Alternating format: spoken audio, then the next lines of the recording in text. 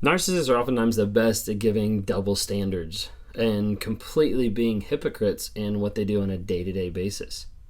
You may ask, how do I know this? Well, one, because I'm going to talk to you about this book, The Narcissist in Your Life, and two, because I'm a narcissist. I'm a self-aware narcissist on this platform running Raw Motivations to help provide awareness, growth, healing, and change. And as a company, we do this in several different ways. We do this by being on the platforms, communicating on YouTube, TikTok, Instagram, Facebook, and try to be able to spread that awareness of what narcissism is and the destructive nature that it has.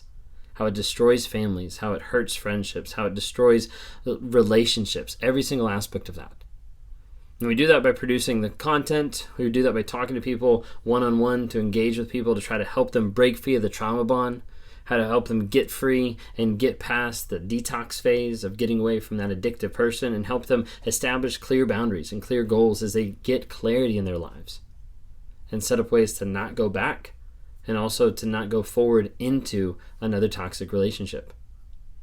If you're interested in just hearing some question and answers, join us on Wednesday nights, 9 p.m. to 10 p.m. Eastern Time for either myself or Mental Healness on one of our channels to be going back and forth, just giving people responses, giving people answers. I'm on the platforms on Thursday nights from 9 p.m. to 11 p.m. Eastern Time as well, and oftentimes we're engaging there on multiple platforms, just bouncing back and forth and answering questions, trying to help people understand everything about narcissism and how it's affected my life, how it's destroyed so many different things, and how it's affected your life, and be able to answer questions from a narcissistic perspective.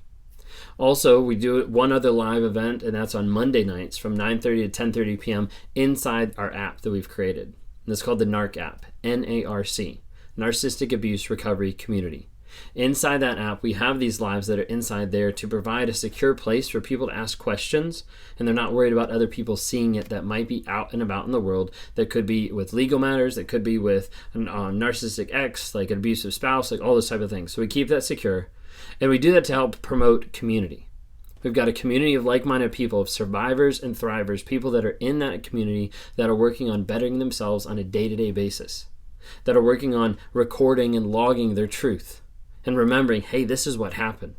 They're there writing down and recording their no contact of, hey, it's been 23 days. I got to make it to 24. Like, I can't contact them. I got to make it to 25. Like, we got to keep stepping and growing.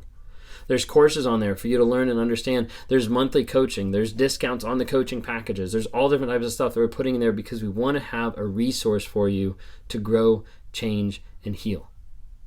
And you can heal.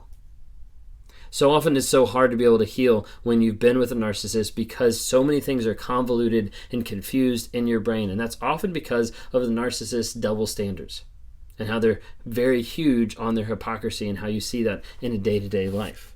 So I want to kind of talk with you about a couple things. We're looking at the book here, The Narcissist in Your Life by Julie Hall.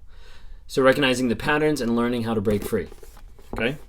So if you want to get this book, feel free to be able to check it out. You can grab it on Amazon. But right now we're going to be talking about recognizing the narcissist hypocrisy. So listen here. Bottom line, narcissists will always place their needs before yours. They have a pathological disorder that makes them different from the neurotypical people. For the non-disordered, it's extremely difficult to comprehend the narcissistic mindset.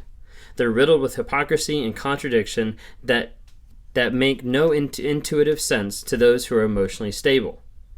So let's look at a couple of those. We've got a couple of them here that I want to be able to list out. The narcissist is profoundly selfish but lacks a core self. Sometimes people have the misconception that a narcissist is like so self-centered in the aspect of like they give themselves self-love. And the idea of like, oh, they love themselves so much. Like they're so full of love for themselves and that's why they're that way. I'm expressing it a little bit accentuated just so you can be able to see. But sometimes people have that thought process when in reality, like the narcissist doesn't have that love for self.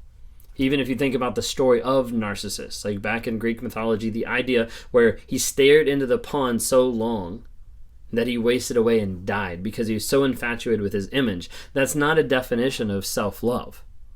Self-infatuation, being infatuated with the mask, with the perception, with the vision that's there, but not actually about love for himself because he didn't get up and take care of himself. So as a result, he died. Okay? Number 2, dismisses others' abilities and achievements and overestimates his or her own.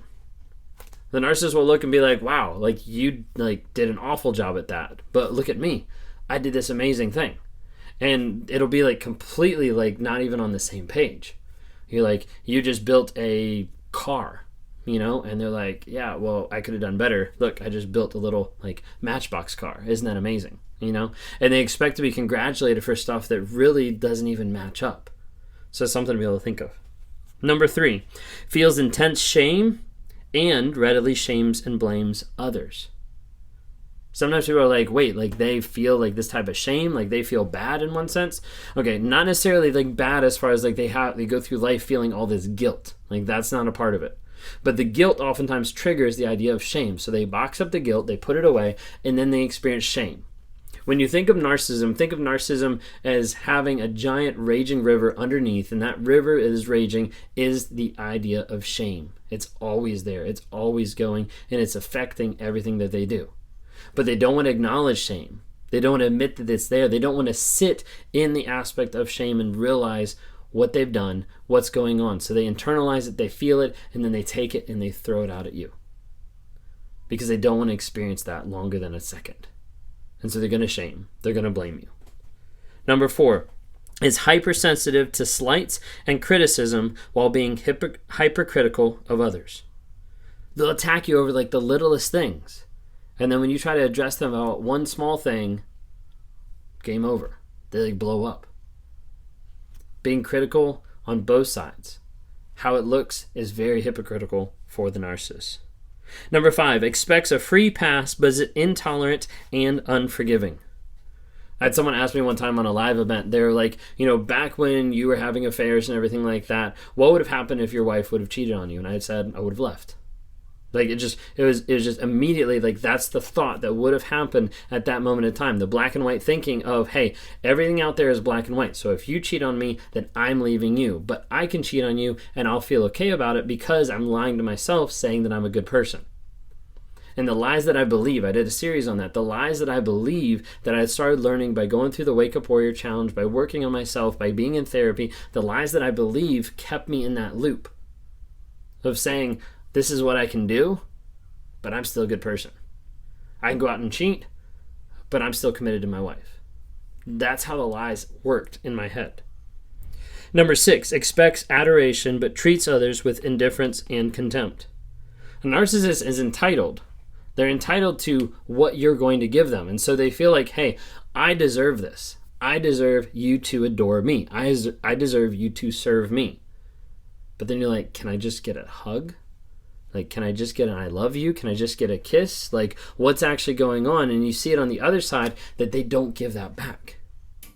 It's like a giant sponge that never squeezes it back out. All they are is just sucking everything up, and they're not willing to actually put it back out there. They're not willing to engage in that way with other people.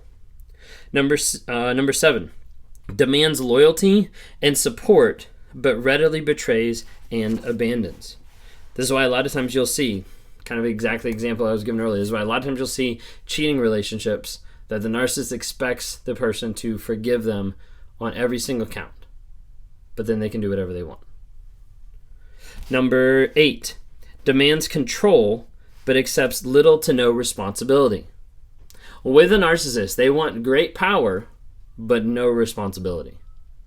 They want power to be able to control and do whatever they want, but they don't want the responsibility and accountability of what they're going to do with it.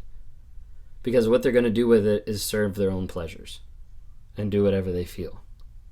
And so you have to be careful with that, because with great power comes great responsibility. The narcissist believes with great power comes freedom, but it doesn't. It just puts them slaves to their own impulses and compulsions, and they keep going through the cycle every single time. Number 9 is self-serving, but expects generosity.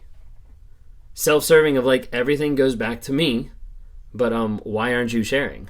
Like, why aren't you giving me the last bite of your pie? Like, why didn't you think of me when you went to the store? Like, why didn't you, invite me, to go out? Why didn't you pay? Like, all different types of things. Like, I'm going to serve myself, and then you're supposed to serve myself. Okay? That's why with narcissists and with money, What's mine is mine and what's yours is mine. Like, there's not a give and take. Like, it's all the narcissist, and that's the mindset.